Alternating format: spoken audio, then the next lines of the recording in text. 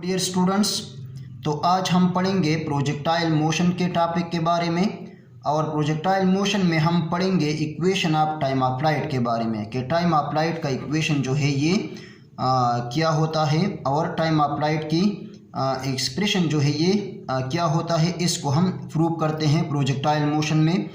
So this is X Y plane. X Y plane में projectile motion करता है, motion कर रहा है पॉइंट ए से पॉइंट बी तक।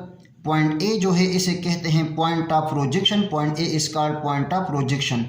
और पॉइंट बी को कहते हैं point of impact, so point B is called point of impact.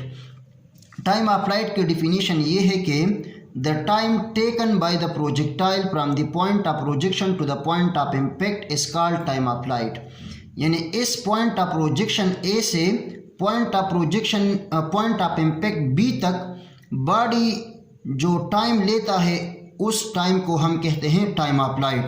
The time taken by the projectile from the point of projection to the point of impact is called time of flight.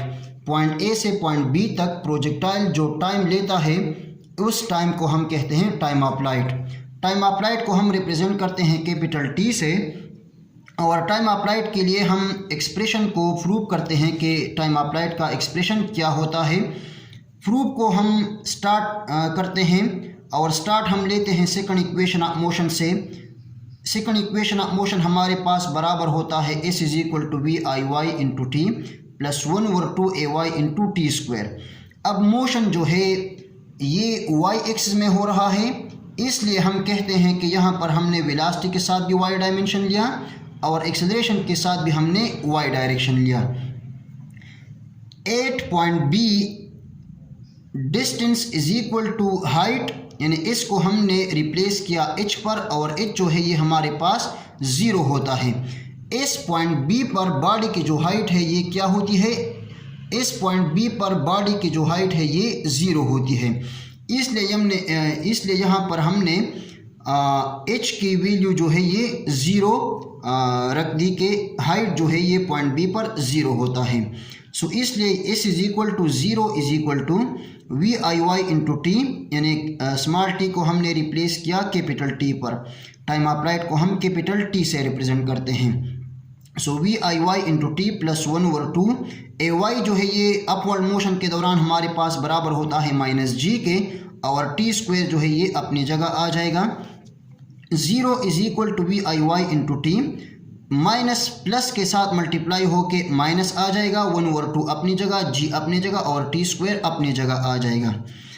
1/2 into G T square ये negative है। अगर हम इसको इस equation के left side पे ले लें तो ये नेगेटिव जो है ये पॉजिटिव हो जाएगा और हमारे पास आ जाएगा 1/2 into G T square is equal to V I Y into T.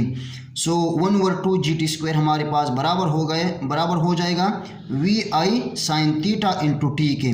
Y के साथ हम लेते हैं साइन थीटा, इसलिए V I sine theta into T.